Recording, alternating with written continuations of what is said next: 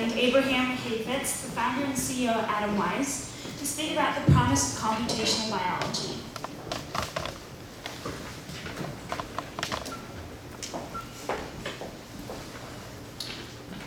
Thank you. So I'm James. I'm with Data Collective. We're investors in vertical applications of AI as well as deep and frontier tech. Also investors in Atomwise, where Abe is the founder and CEO. So to motivate our discussion today, I want to provide a couple of data points. The first of which is, for those that don't know, pharmaceutical spend. So the US economy, or 2% of the US economy is spent on pharmaceuticals. So if you need to be convinced that this is a large market, and that's just drugs, so that's not other healthcare spend, that's just drugs. And that industry is faced with a huge crisis. There's been decreasing productivity over time, so the number of drugs that are approved by the FDA has been steadily declining, and the cost of bringing those drugs to market has been increasing. So recent estimates are anywhere between $1 to $3 billion per drug. And I would propose that a lot of that is because the life sciences and biology has largely remained an experimental science. So whereas other industries have gained by moving things from the physical world into simulation or into computation, biology has really lagged there. So with those, I'd like to turn over to Abe. Can you tell us a little bit about what computational biology is and where within that Atomwise fits? Sure. So let me walk you through what the drug discovery process is, and then I'll point out places where along the way, computational biology can make big effects. So at the beginning today, we have to link a disease to a protein that's broken in your body. So there might be a researcher down the road at Stanford who says, if we could just block protein X, then we'll stop that kind of cancer, we'll treat diabetes, whatever the link between disease and protein. So that's called target identification. The next step, now you have this protein, and you can think of proteins as machines on an assembly line in your body. And when a machine goes haywire, say the machine that governs cell growth and division, that one, if it gets switched on, never switches off. The cell keeps growing and dividing, so that ends up being a tumor, that ends up being cancer. So if you saw a machine going haywire, you might want to throw a monkey wrench into it to shut it down. And this is not theoretical, it's not an analogy. This is actually, if you Google Philadelphia chromosome, right? This is the way that diseases like cancer happen. So you need a monkey wrench which sticks to that protein and shuts it down. And so that means you need a molecule which sticks really well, so you have to use very little of it. And you want to make sure that it sticks to that one machine rather than breaking 100 other machines in the body, right? And causing a bunch of side effects. So today there's 10 million molecules that are sitting on a shelf somewhere ready to FedEx to you. There's maybe 100 trillion that are pretty easily accessible synthetically. And so you got to pick which 100, which 1,000 you're going to test out of 100 trillion. That's a tough problem. So that's called hit discovery, and then how you make a better lead optimization. Eventually you start putting those into patients. And so this is the part of clinical trials.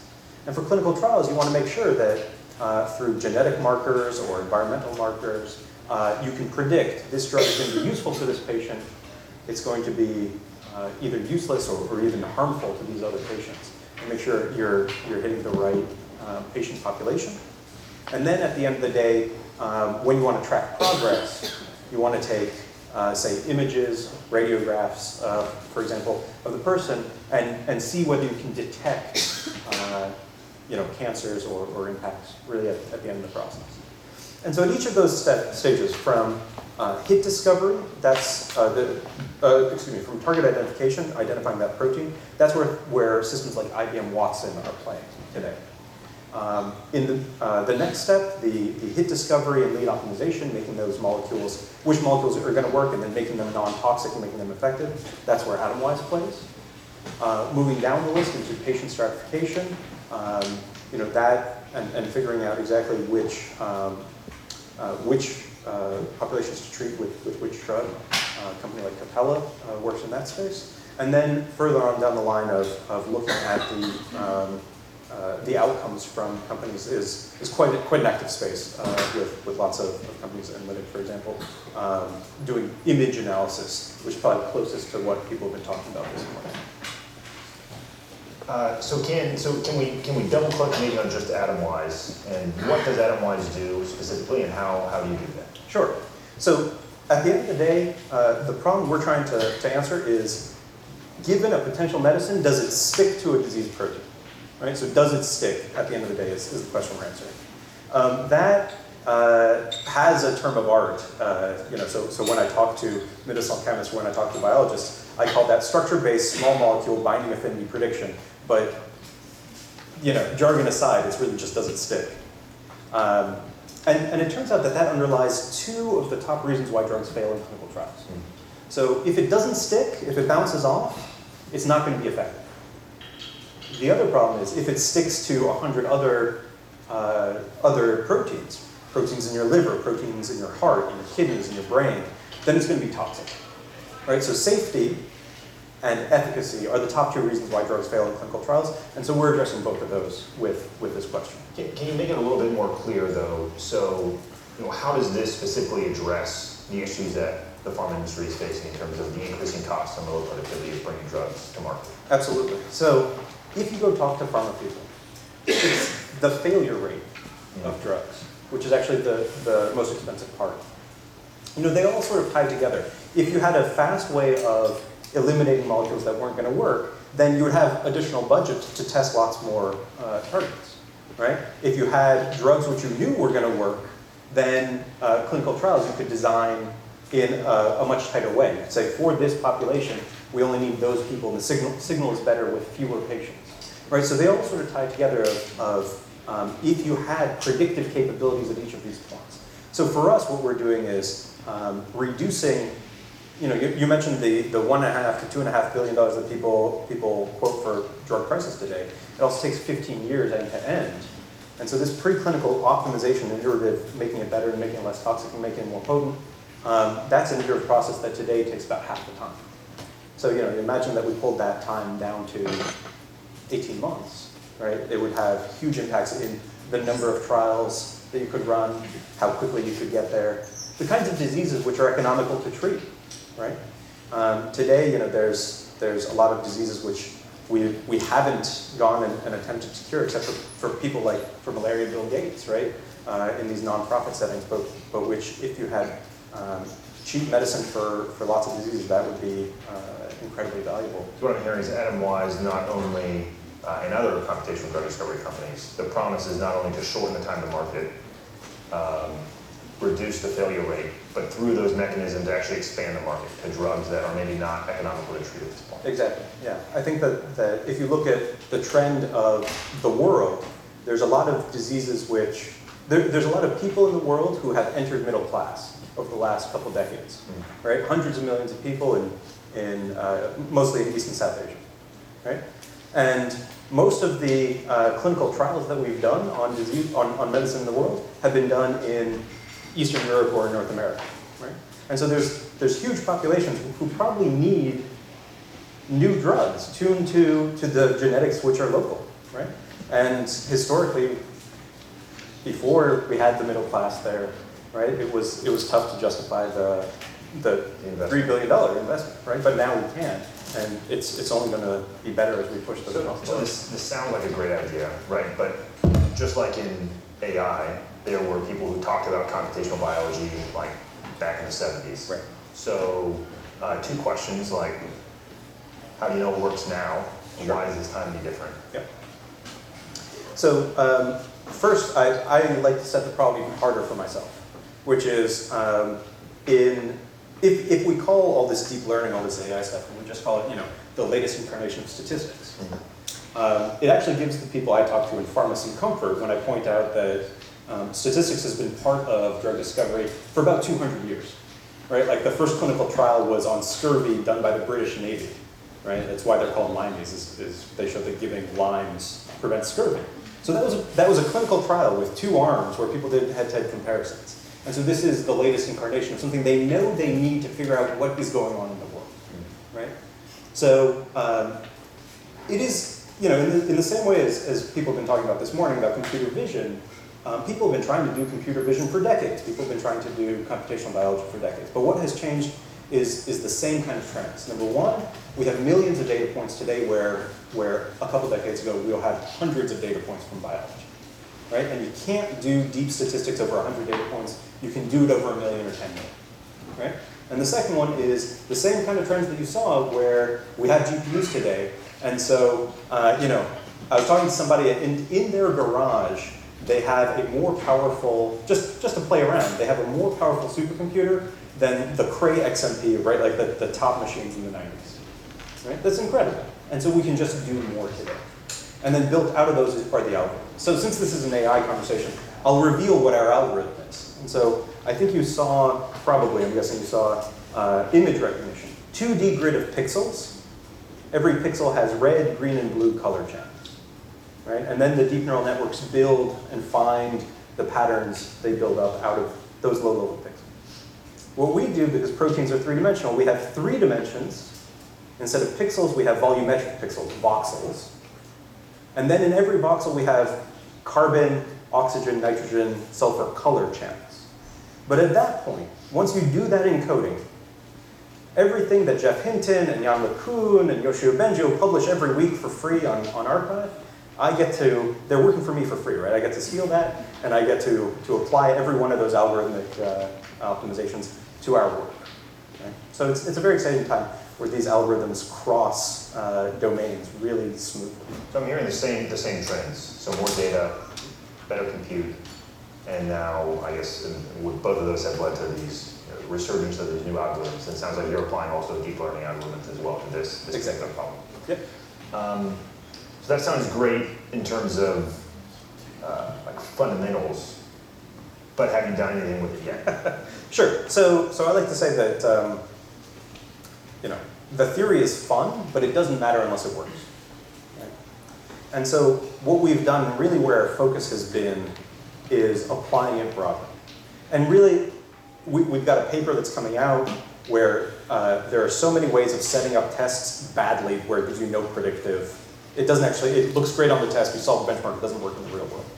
And so what we trust at the end of the day is you actually go and you find treatments for disease. And until it gets proven in the test tube, and then from the test tube into the mice, it doesn't work. And so I've got you can go to our website, and if you scroll down at the bottom, you'll see a happy-looking mouse and a dead-looking mouse. It's not dead, it's just incredibly sick from multiple sclerosis. And until I showed that slide in my presentations to our pharma partners, everybody's asleep. But you show that one, and it's sort of my punchline slide, so it comes at the end of the talk. At that point, people put down their cell phones, and they're like, okay, wait, who are you? What do you do again? Okay, right, talk to me, tell me how you did this.